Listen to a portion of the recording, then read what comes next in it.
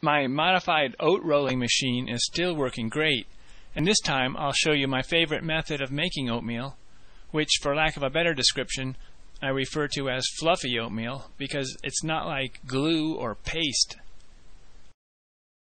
I begin by rolling some whole oats.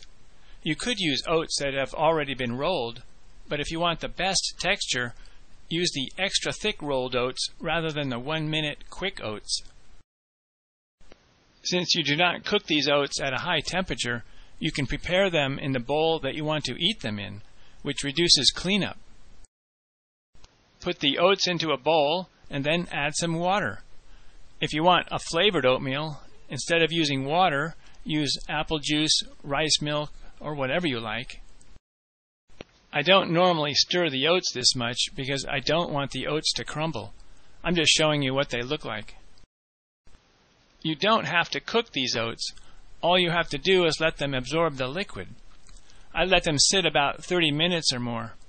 You could eat them after they've absorbed the liquid, but I prefer warm oatmeal, so I put them in a toaster oven at a low temperature for 5 to 10 minutes. The heat also speeds up the process of absorbing the liquid, and it makes some of the oats a bit more dry and chewy. For this video, I will also put a banana in the oven at the same time. I'll take the banana out as soon as it starts to turn brown. The banana will be firm, but it will taste more like a dessert. I set the temperature at about 200 degrees Fahrenheit or 85 degrees Celsius.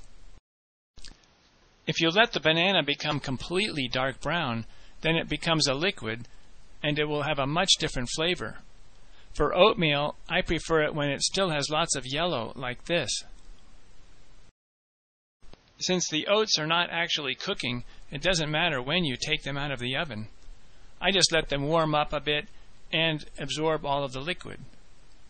Since I did not crumble the oats or press them into the bowl, the flakes are loose, creating what I describe as fluffy oatmeal. I prefer this texture over the gluey style. All you do now is add whatever you like on oatmeal, such as brown sugar, applesauce, or cinnamon. For this video, I put some coconut oil, salt, sugar, and stevia into a bowl and mixed it up, and now I'll cut the banana into that bowl, which will melt the coconut oil, and then I'll pour the entire mixture over the oatmeal. Incidentally, this mixture of a lightly cooked banana with some coconut oil and sugar is delicious all by itself. But with a little more coconut oil and sugar, it's good on oatmeal. The end result is oatmeal that is loose and fluffy rather than pasty. This gives you something to chew on, which is what I prefer. If you want the oatmeal to be more firm, like a pancake, then press it into the bowl.